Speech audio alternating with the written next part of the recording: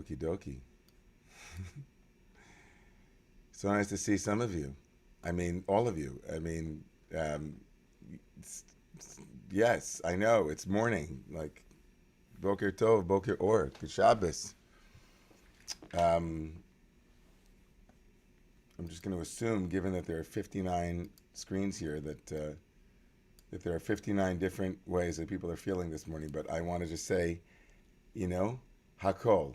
It's all good. Good Shabbos. I'm hoping everybody's feeling good this morning.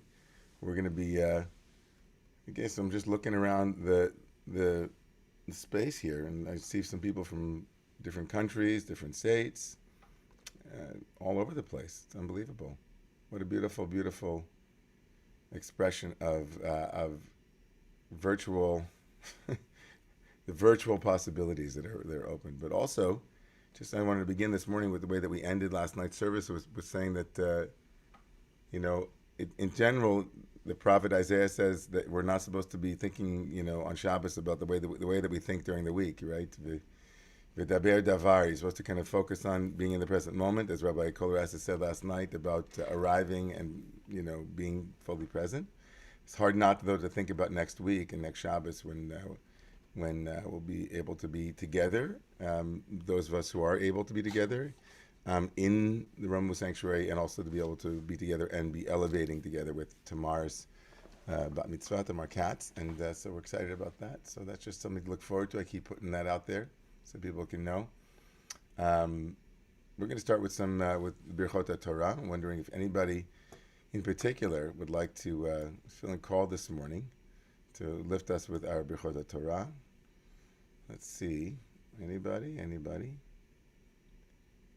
Aluma. I'm going to share the screen with you. Just 1 second. Is it okay if I do it in a feminine version? Thank you for asking, by the way. That's a really wonderful thing to ask. Yes, it would be Okay. beautiful if you did it in the feminine version. For those who want the traditional version, it's on the screen. Rucha at Shechina, Eloteinu Ruach Haolam, Asher Kedushatnu b'mitzvotecha, v'tzivatnu la'asok b'divrei Torah. Amen. Amen. So I'd like to talk today. Thank you, Aluma. Last night Rabbi Kolaresa spoke about this idea of in mukdam u'meuchar Torah, that the Torah is not that there's an opinion, pretty radical opinion, or method, I should say. It's not even an opinion; it's a method. It's one of the methods in which the Torah is understood. Is that the Torah is not always chronologically following a storyline. That sometimes things are out of order.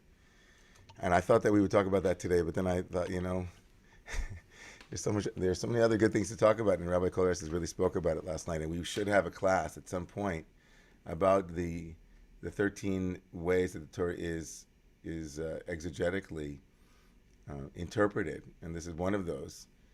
It's not always applied, and there were certain opinions that used that sparingly. They didn't want to use that opinion if it would distort the text or the flow of the text in a particular way.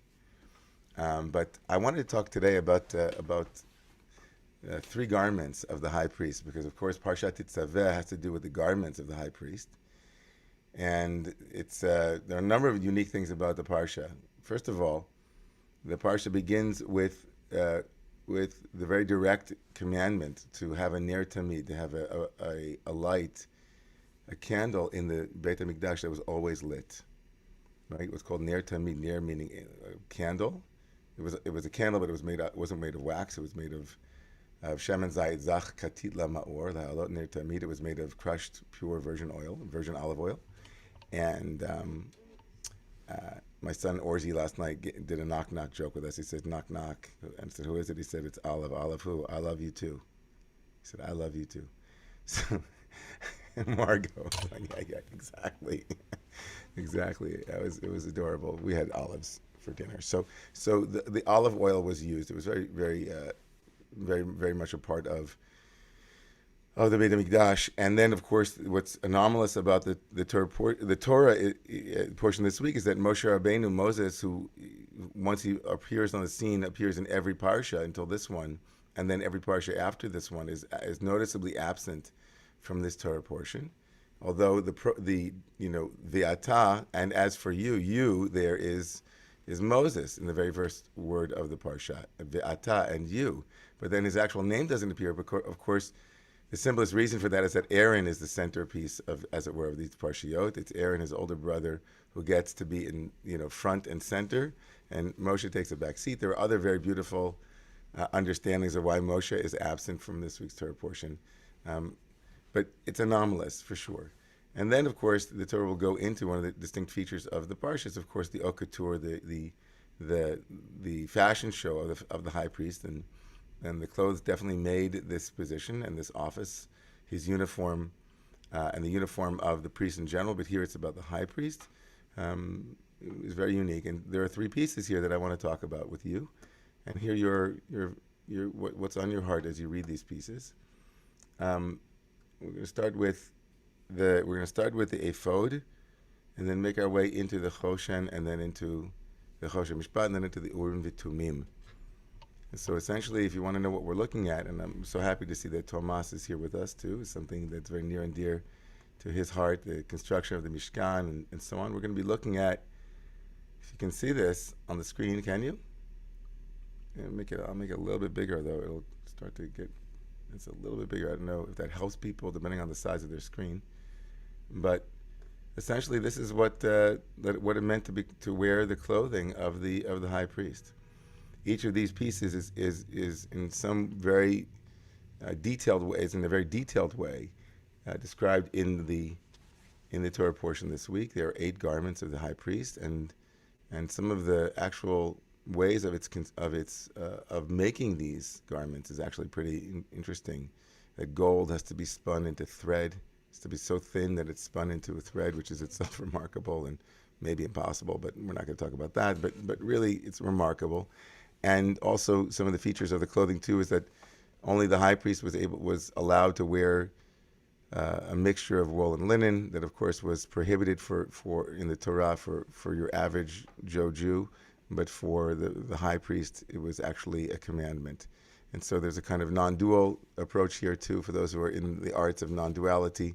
That which is prohibited in the place of boundaries is absolutely commanded in the place where boundaries are crisscrossing, right? The idea that the high priest was one who lived in a world of not bagvulin, not in the boundaried world, but in the world of openness. But that being said, we could go into each of those, but let's look at the ephod, which is this blue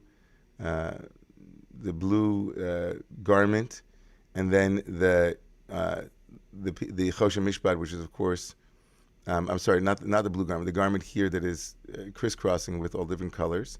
And then there is and it has a sash, right, around it. And then there is the choshen, which is the breastplate, which has these gold chains.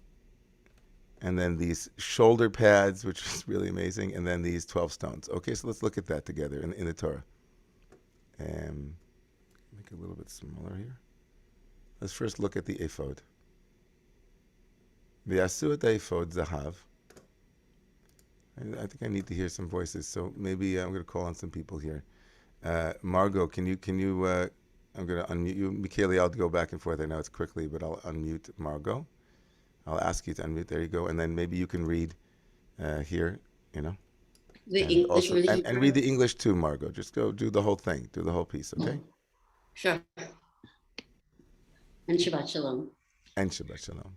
ועשו את האפוד זהב, תכלת וארגמן, תולת שני ושש, משזר מסך חושב. They shall make the ephod of gold, of purple, of blue, of purple, of crimson yarns, and of fine twisted linen worked into designs. שתי כתפות חוברות שיהיה לו אל שני קצותיו מחובר. It shall have 2 shoulder pieces attached. They shall be attached at its 2 ends. וחשב עפודתו אשר עליו כמעשהו ממנו יהיה זהב תכלת וארגמן ותולת שני ו6 משזר. And the decorated band that is upon it shall be made like it, of one piece with it, of gold, of blue, purple, and crimson yarns, and of fine twisted linen. Great. So let's look at that. Thank you for that. Let's look at that in the actual body of the. So this, the ephod, right? Is the, can you see the ephod? It's the multicolored coat. Yeah, you see that? That's over a blue coat. This is the right. This is called the ephod. And when it says, the Torah says, one second, let me go back to the top.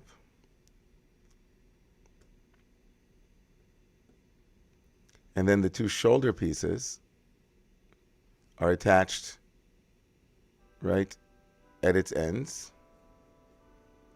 And the decorated band, which is cheshev afudato asher alav, has to be like it, right? So one piece, also gold and crimson and blue, all of it, and it is woven together, fine twisted linen. It is all woven together. So let's go back to that image. Does that make sense to people? Can people see? This is the ephod, yeah? It has shoulders. It goes over the top of the me'il. This is the me'il. This is the blue me'il underneath it. And then on top of it is this kind of vest. Yeah? And these are the shoulders. And onto the shoulders are these two shoulder pieces. And what's on those two shoulder pieces?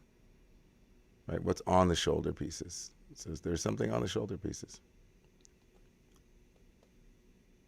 Now you take and put onto. Okay, thank you, Margot. Jeremy, would you like to read the next piece? Let's see if.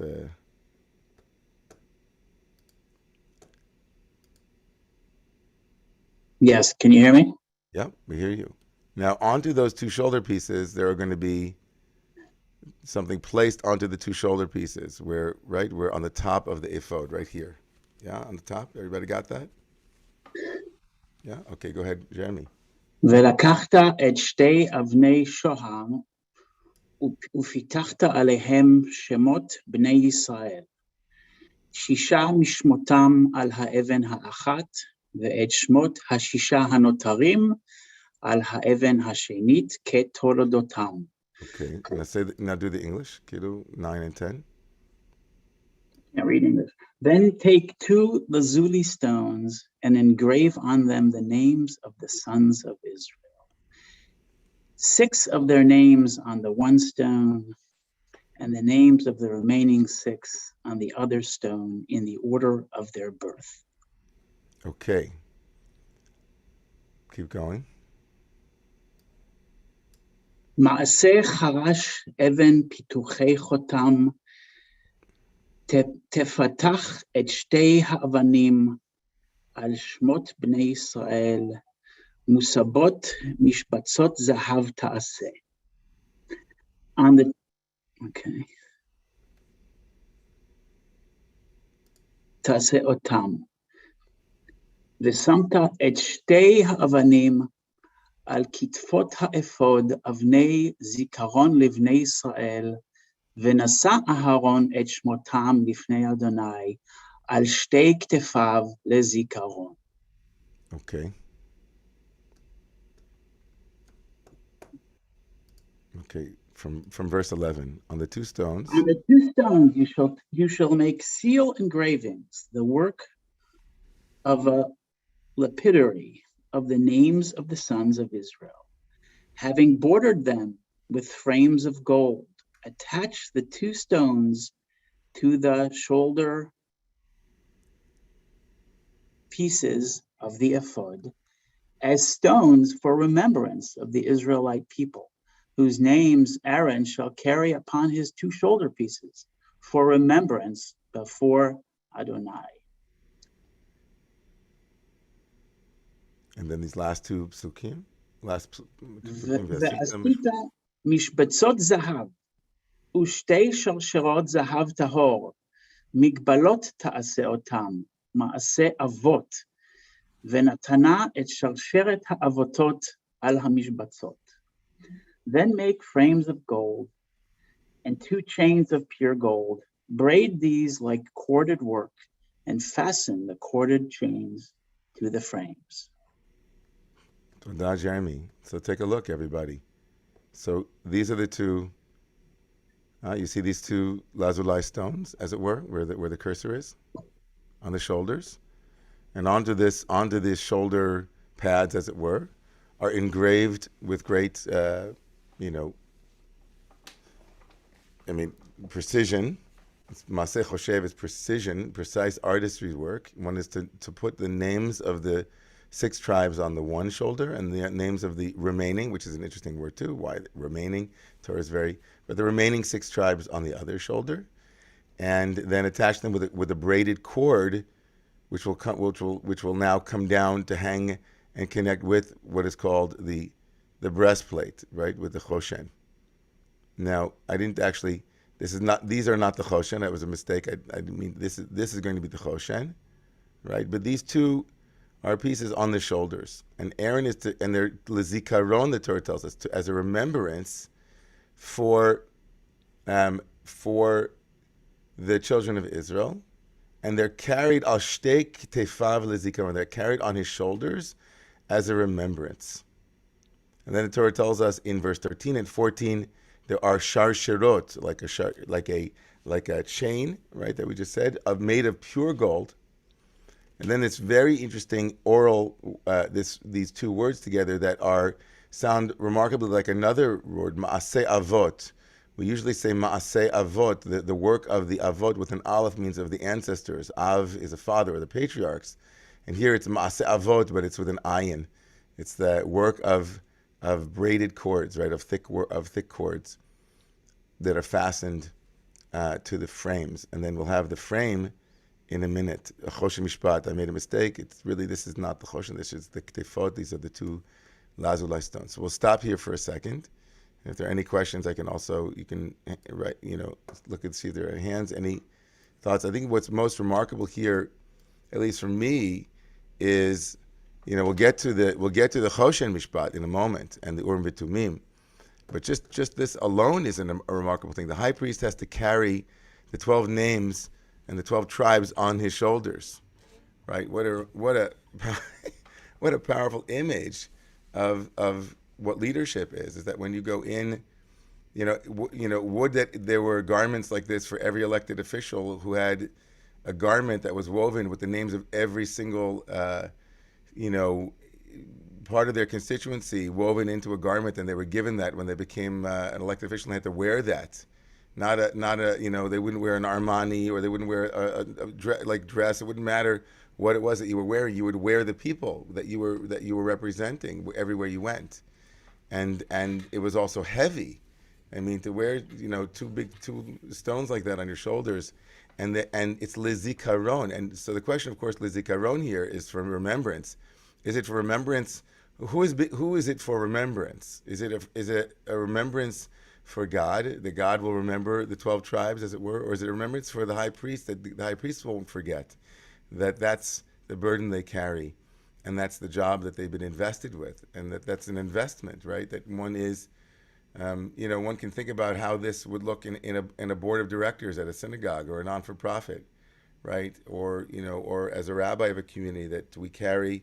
I mean, that's something towards over the last decade. Whenever we do the prayers before Rosh Hashanah Yom Kippur, I always ask people to write their prayers that they're praying for, and if they feel comfortable to share them with me, I'll bring them with me, because the tradition says that when you're on the bima, when you're on the stage davening on the high holidays, you actually are, as it were, functioning as a stand-in for the high priest or the high priestess, and so you stay there and you bring the prayers of the people. And so I'm very moved by that every year when I read that every year. But I'm also curious where it landed for all of you. So we'll take a couple of minutes before we move towards the Choshen Mishpat to look at the ornate and beautiful Choshen Mishpat. So I'm going to start with let's see. I'll start with Aluma, and and we'll make our way.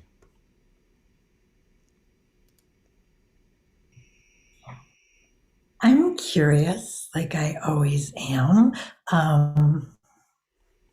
It seems to me this time, and I've never really thought of it this way before, that so much of these garments are about remembrance. And I'm remembering the reminder with the tzitzit, but the fact that the remembrance of the tribes, the remembrance of the ancestors, the remembrance of God, it's all about remembering. So to garment yourself in memory is one way of walking through the world. And also an idea of integrating that memory into the way that you walk.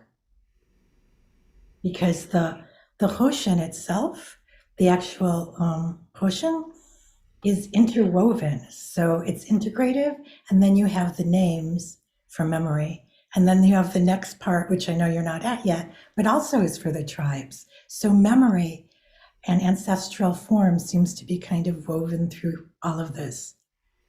Ancestral form from above and from below. Yeah, I think it's really beautiful to think about. When my uncle Joey passed away, uh, Joseph Ingber, whom by the way we named our rabbinic fellowship for him because he was a chazan and beautiful davening leader, and so I was very very close with him. So it is customary to bury somebody in the talit that they wore in their lifetime, and it's also customary to invalidate that talit by cutting off one of its fringes, one of its tzitziot. And so we did that, and I kept it, and I keep it. And I have a picture of my uncle, and I attached those tzitziot to the picture. And that acts as lizikaron, as something that I use to remember him with every day. And I think that there's something very beautiful about imagining that, in general, I think we think about for a second, I think it's important to do this. It's like clothing is at the centerpiece, literally and figuratively here, of this of the high priest and the function of Aaron, right? And I think that if we were to zoom out in the way that you just did, Aluma, to what the function of clothing in general from the very beginning of our mythic and stories, what clothing did in the garden and what clothing meant and what it was to wear clothing, and it was certainly a response. Clothing is in the Torah itself a response to a kind of response to a fall away from or a natural evolution from a certain innocence and a certain non-self awareness, as it were, an unreflective self-awareness, or maybe just a natural state into a state of wearing clothing. And I think that ultimately in the Torah, clothing here comes to be exactly what you said, to be a kind of challenge, which is can you remember through clothing? Can you remember through garments to the center of it all? Can the clothing itself point to transparency? Can the clothing itself be a reminder of what it is to be integrative and not be a cover up?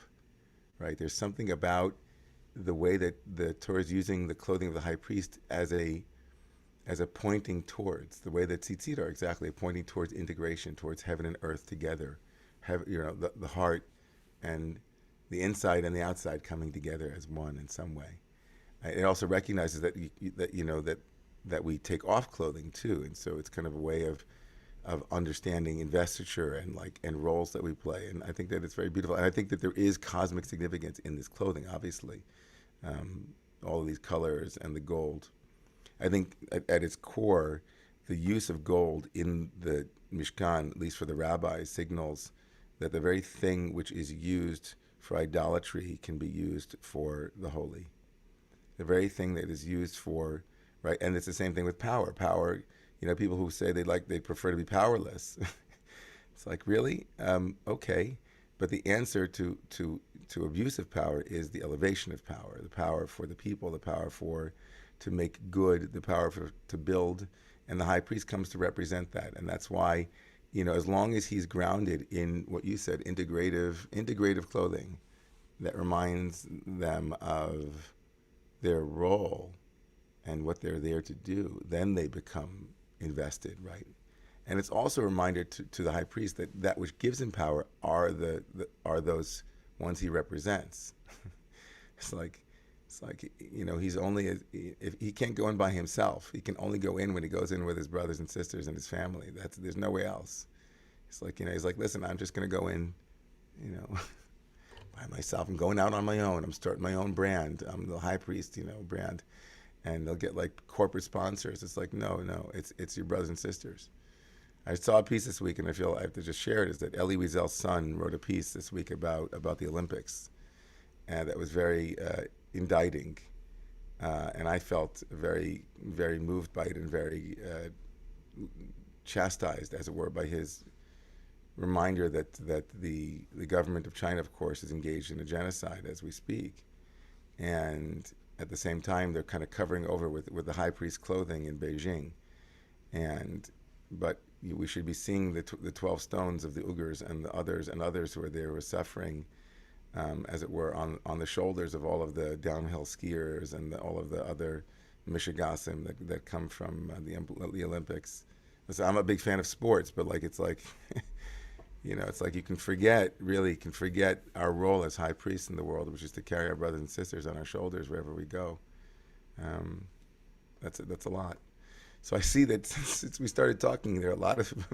Okay, so we're gonna move. Thank you. That was my fault. I took a lot of time there. All right, Jay, go ahead. Shabbat Shalom. This landed on me very powerfully, but before I go there, could you just clarify the lazuli stones are part of the shoulder, which is connected to the ephod, and not part of the choshen? Is that correct? It'll connect to the choshen, but it isn't part of the choshen. Right. Okay. So where this landed to me is actually has the start of a poem, which is always very exciting to me. And I thought about the shoulders, and classically, Atlas having the burdens of the world on his shoulders, and I immediately went to this notion of the fact that there are no high priests. So in fact, all this remembrance is now on our shoulders, and that sometimes that could be a burden. And by the way, that's why, especially, I remember Thomas wrote me a piece about that, and I remember that. Maybe you can share that if you find it. So beautiful what you wrote. It still resonates with me about who's carrying whom and what it means to carry, and I resonate with what you're saying, brother Jay. It's also, especially when we see people like Ariel Noy and other essential workers in our community who wear the clothing of essential work and who are out there on the front lines for the last 2 years and the burdens they had to carry, and how important it can be to just be able to take it off too, right? And so how in the language of Kabbalah, in the language of Hasidus and Kabbalah, in the mystical tradition, when you're a Rebbe or you're a therapist, like so many people in this room, you have to be what's called malbish. You have to wear the clothing of the other. And what's most important in that field is being able to be mitpashet, to be able to take it off, to know how to be able to release yourself from all of the things that you're holding, and how quickly we can find our center after holding so much. It's so exhausting. And the energetic cleanse that comes from that is really so vital. And so I can't wait to see the poem that comes out of that, brother. You share that with us too, okay? Ronnie? Ilana? Ronnie?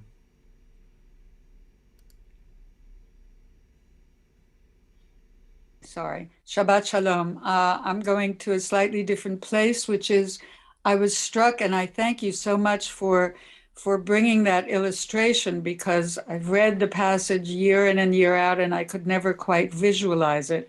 I was struck by the incredible beauty of the high priest's garment, because Judaism is essentially an aniconic tradition. We don't have images like that. And it seems to me that, and when we read about the high priest on Yom Kippur, he's just white linen and everything is white, white, white.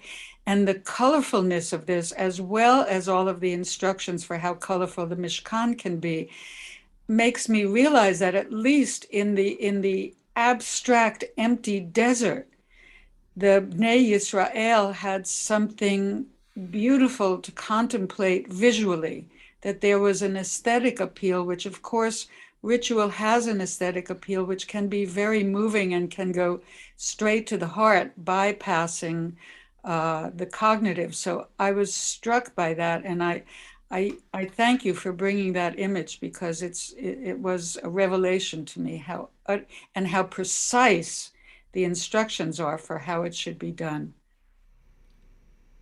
I love that you brought that. So, when I was growing up, um, one of the high points of Yom Kippur was when we would sing a song that was based on a liturgical poem called Mar'eh Kohen.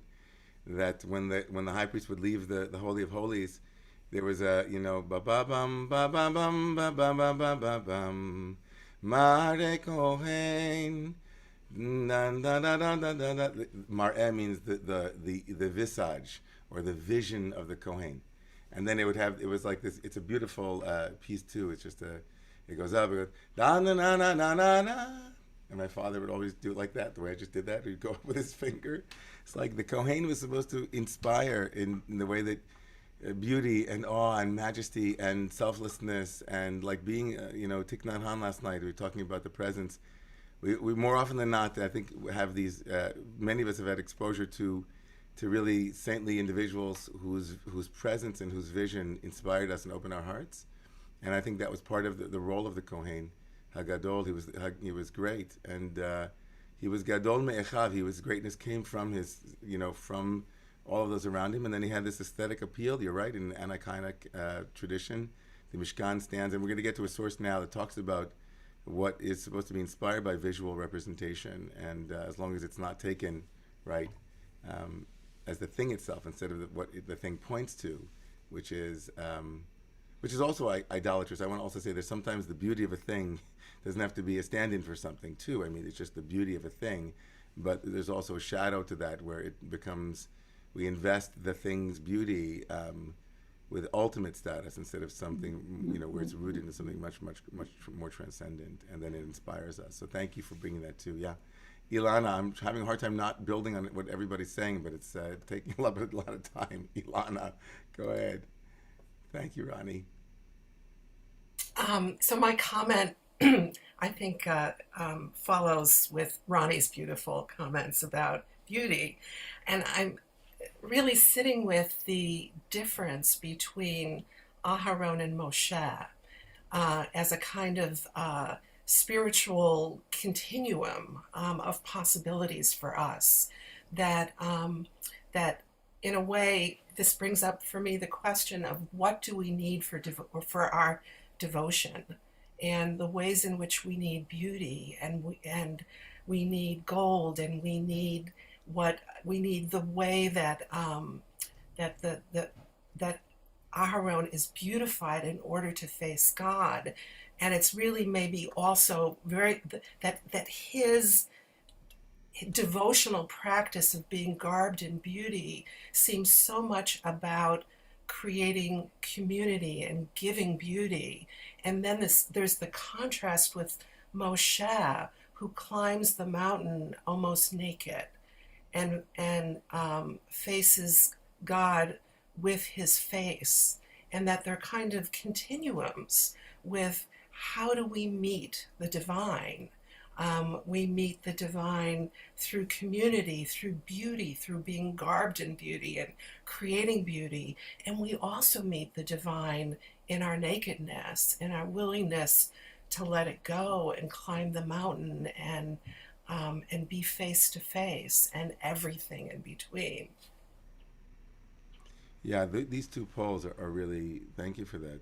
And these two poles are actually remarkably present for all of us as seekers and as members of sacred community. I mean, the number of people in our community, on the one hand, if you walk into a community that places such an emphasis on its buildings and on its on its physical structures and on a dress code. I think in many ways Romemu was a and not just Romemu. I think renewal and Hasidus and all of the revivalist movements were like trying to get back to Moshe, saying, God's not interested in what you wear to shul, but what you don't wear, like how you are naked, as it were, in the presence of the divine, and we don't stand on whether or not you have, we're not looking at your outsides. We want you to make a space for you to be open and honest, and at the same time, that emphasis can go in the other extreme, where we know the Shulchan Aruch and other Jewish law says that there's a certain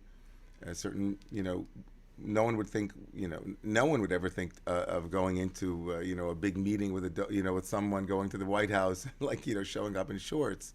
Like, so there's the other extreme of that posture where I know that, for example, in our community, I once asked somebody about our buildings and about whether or not, we have these two buildings. And they said, yeah, I would love to help build out the beauty of the Romemu Center, but I'm afraid you're going to become a suburban conservative shul. And it hit me with such force, because there's paint that's peeling from the ceiling in our church, right? It doesn't inspire awe when you walk in. And there's this, both of these together, as you brought them, Ilana, to how do we meet the divine? Beauty is inspirational cathedrals. You walk into into 110th Street, you walk into St. John Divine, it's just built for awe. It's what it's built for. It's literally built in order to become a cathedral and to point you towards transcendence and towards how God garbs in beauty.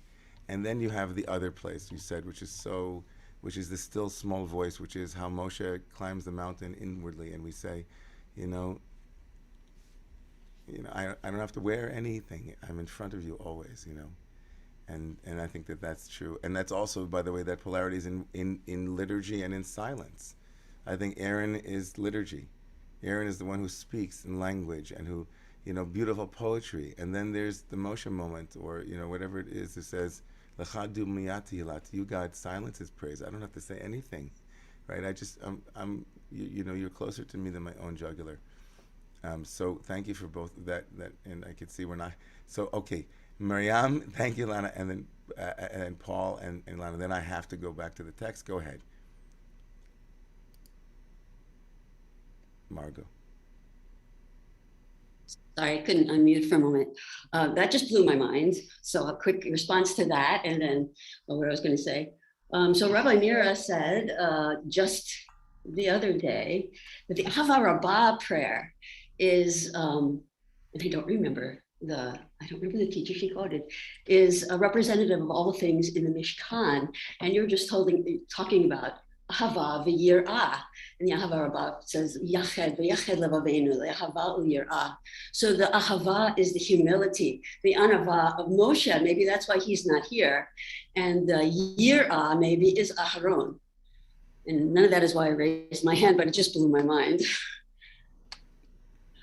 So what I wanted to talk about is the remembrance and the Nisa et Shemot, and I was wondering if it meant they could have forgotten the names, but I think lifting up the names is different from forgetting the names. To lift up their memories, to take the best of the lessons their lives teach us. Abraham's love, Rivka's strength, and especially the Bnei Yaakov, right?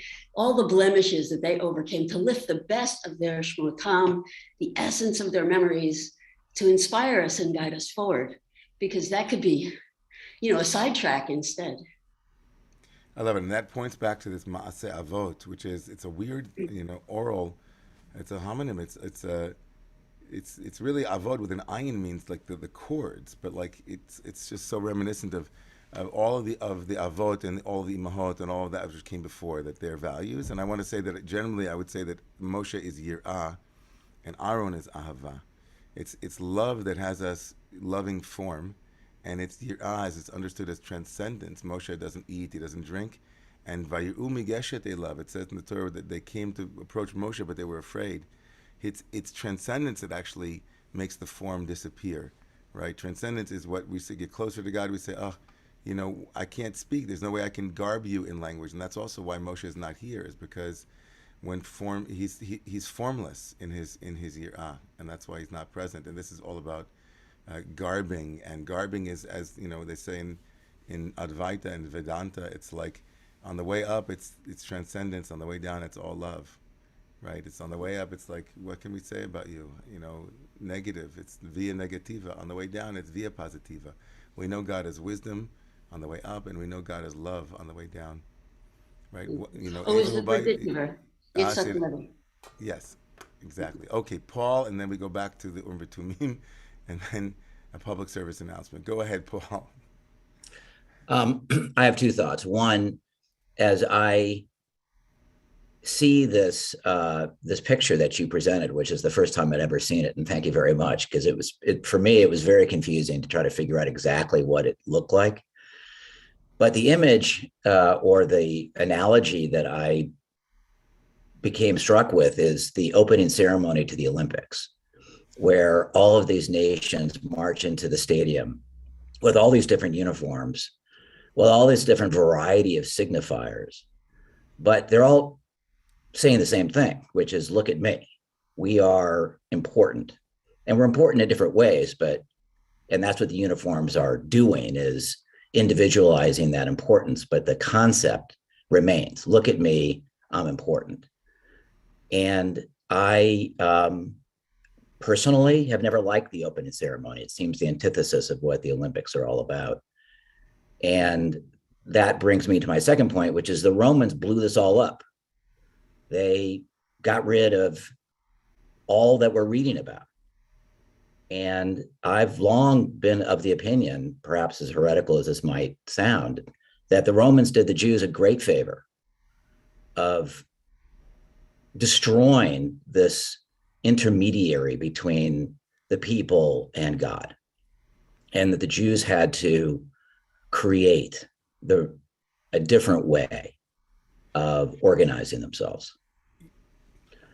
And I'm in favor of that personally. You know, it's debate. A friend of mine had this debate on Facebook about the Rambam, about the effect of Maimonides on Jewish history, and he's not a big fan of Maimonides. He's a huge scholar, and he's a Satmar Chassid, and he used to be a Satmar Chassid.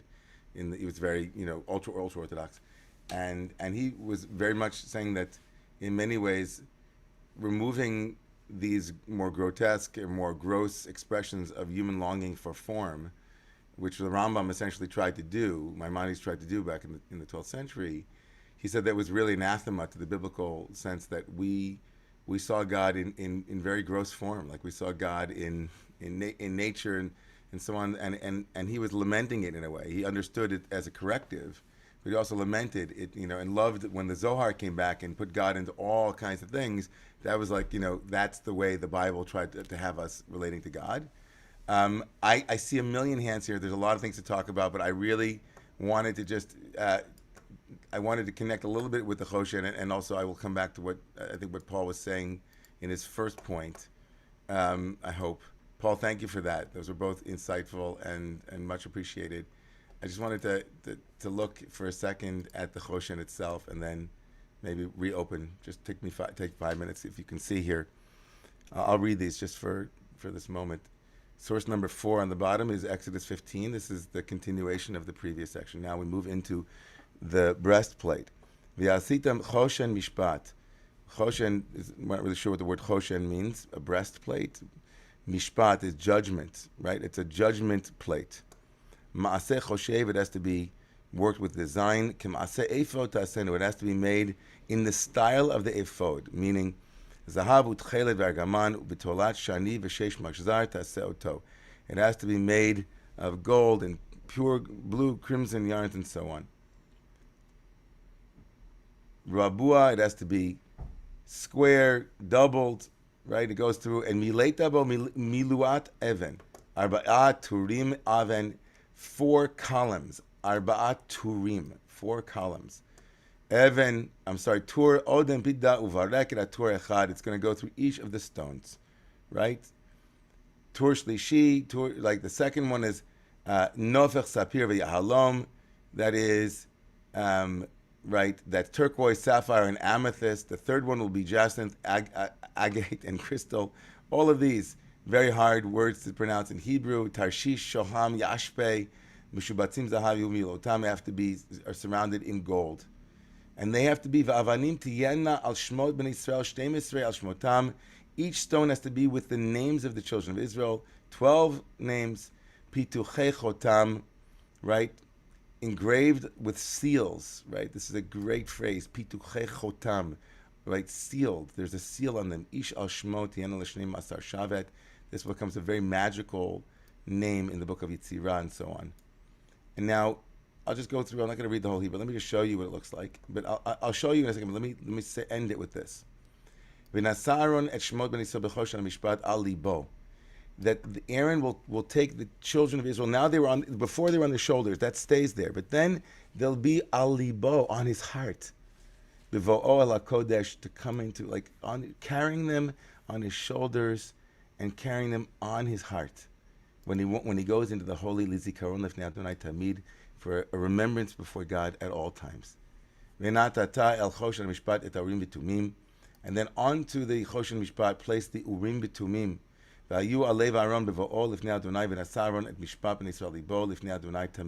This phrase is repeated now 3 times. These breaststones, these breastplates, will be on his heart, on his heart, on his heart, including, right? This is what it is to look like. You see? This is the smaller ephod, as it were, right? So this is the choshen mishpat. It is an ephod-like small square, which will have the names of the children of Israel, each on the stone that is unique to them, unique to that tribe. As you can see here, do you see it? It has a gold limb around it, but it is made of the same cloth, as it were, the same style as the ephod. Now, of course, the stones themselves, again, given what we said about Jewish, ana-iconography, they're ana-iconic. What is the purpose of the stone? So Rabbeinu Bachya wrote, Yesh kan hitorut gedola al ma'alat haTorah. This reflects a great spiritual awakening, reminding the people of the great value of Torah, which supersedes even all the accumulated gemstones found on the breastplate of the high priest. By placing the letters of the Hebrew alphabet, the letters of Torah, above the gemstones, and the gemstones above the golden mountings, the point that Torah values are supreme was made for all to see. The gold was the basis of the gemstones, and the gemstones in turn were the basis of the letters of Torah. Essentially, Rabbeinu Bachya, who was a mystic and a mystical early commentator on Torah, says that that essentially the letters point to the power of Torah itself, and that the high priest brought the letters into the sacred center, and also the uniqueness of the Jewish people. The Jewish people and the Torah are one. He brought all of those on his heart into the Holy of Holies. And Sforno says that these stones, when they donated them, right, that by dedicating them to their sacred purpose, right, to the names inscribed, they became sacred, right? That's why the word tehiyana, meaning they will remain, is fully justified, meaning like they will remain forever holy. Now, I just want to point one last thing. Aaron is the one, the Midrash Tanchuma says, Amar Rabbi Shimon Bar Yochai in source number 12, Halev shesamach b'gdulas achiv yavav yismach v'yilbash urim v'tumim. So I'm going to close this here because I see a lot of names, and I know I'm speaking quickly, and I want you to integrate this last teaching without the source, outside. Essentially, the point of the stones, much like the point of the 2 stones on the shoulder, was to remember as the leader to bring those names with you. A. B. Each of the stones was identified with the uniqueness of the tribe, just like what Paul was saying. Like each tribe wore its own uniform, and it had its own unique stone, its own unique insignia, its own unique chotam, its chatimah, to tell us that each tribe and each human, right, is unique. And there is nothing that repeats itself, right? The 12 tribes came from one family, but they were all unique in their own way, and they each had their own role and purpose. Number 3, Aaron wears it on his heart, because Aaron was the one about whom it says in earlier in the Torah, right? When God says you're going to go to Moses, go back and see your brother, and he's coming out to greet you, and he is v'samach bilibo. That Aaron, who becomes the model of the high priest, sees his younger brother who has now been elevated to greatness, and he sees him in his role of greatness. He's been elected, he has been chosen, and unlike Cain and Abel's story, Aaron is v'samach bilibo. He's happy in his heart. So Aaron becomes the one, he's the leader who has what's called sympathetic joy for the other. It's not about Aaron. He can be happy for someone else's goodness, so he can pray for other people to be elevated. And so he gets to be the one about whom it is said he wore the stones of the uniqueness of all humanity on his heart, because he wasn't competing with anyone. He wanted each person to have what belonged to them, and because he was happy with what he had true simcha, true joy. And lastly, the Sforno says that the reason why these holy stones would always be holy is because the minute you give from your heart, the minute you give mitnadvim, that makes them holy, and they're holy forever because they gave, right? All of the people came from a place of generosity of spirit. So I'm going to go as quickly. I really need a minute at the end here. So Jill, Tomas, Ilana, go ahead, Jill. And if you can be brief, I appreciate it. Thank you.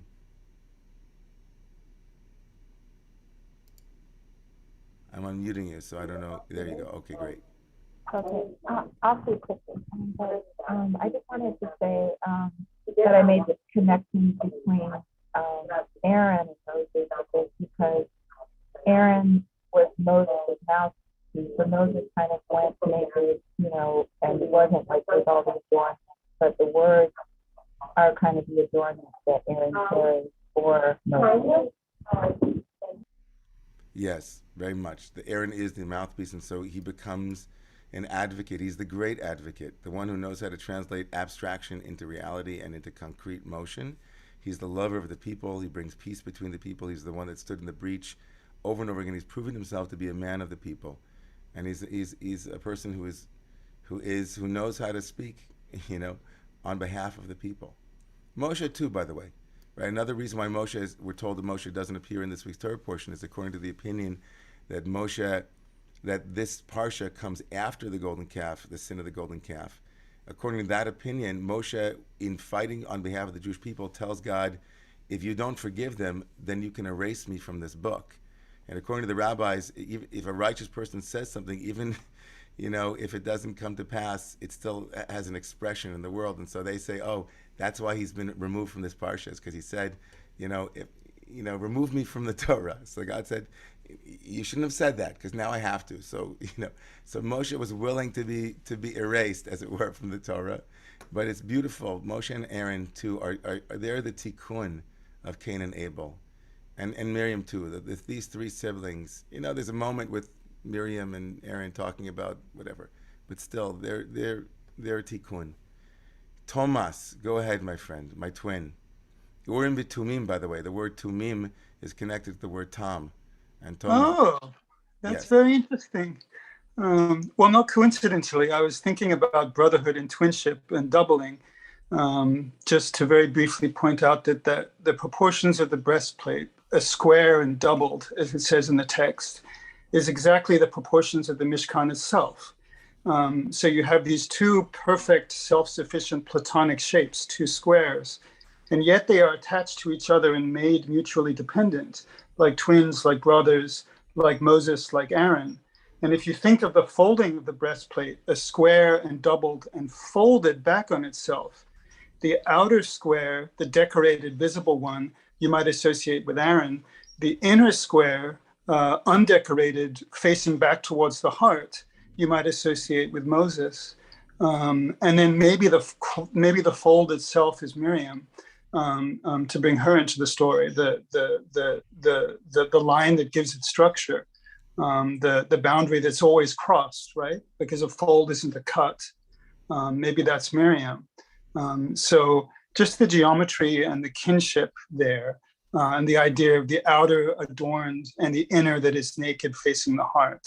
And again, the proportions are repeated in the architecture. So it happens at multiple scales of the body and the built environment. Not sure what it means, but I think it's significant that in the template of the Mishkan, you have the Holy of Holies and then the outer holy. So I first of all, thank you. I think you're blowing everybody's mind. If people don't know this, Tomas has written extensively on the Mishkan. He's a professor of architecture and one of the most brilliant people that I know. Thanks, David. And just so you know, I think what I make of that, and I'm sure I can't wait to hear. Maybe people will write to us, and if you think about this, we'd love to hear. The doggy bag, as it were, of every Torah session is how you go home and you chew on it and you eat it and it nourishes you. So I think that for me it means that this is how the fractal of there's a sense that no matter how you splice the Mishkan, it comes up a Mishkan, and every moment has the same dimensionality, and it's the same thing. It's like how you do anything is how you do everything, and how we interact with something is how we So I think that it teaches us, right? especially as it represents the oracle of the Torah.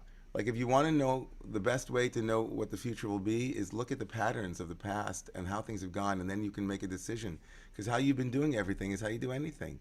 So, Yeah. like, like, you'll bring the same questions, and that's what people do all the time. They bring the same question in a different form into each and every moment. And so there's a kind of beauty to that too, the kind of repetition. It repeats itself, it doubles itself. But there's more on that. Ilana, thank you, Brother Thomas. Go ahead, Ilana. Hi, good morning. Good morning. I'm here with Naomi. I really was struck by the idea that, Moses and Aaron are different leadership types. And I also wanted to bring in Miriam and sort of a feminist leadership type here also. And the idea of wearing, I remember somebody said to me, like, when you have kids, you wear your heart on your arm, right? Your heart is now outside of you. And that idea that maybe here, now you're holding the people on your shoulders, you're holding your history and your story and your heritage on your heart as you go in to show devotion.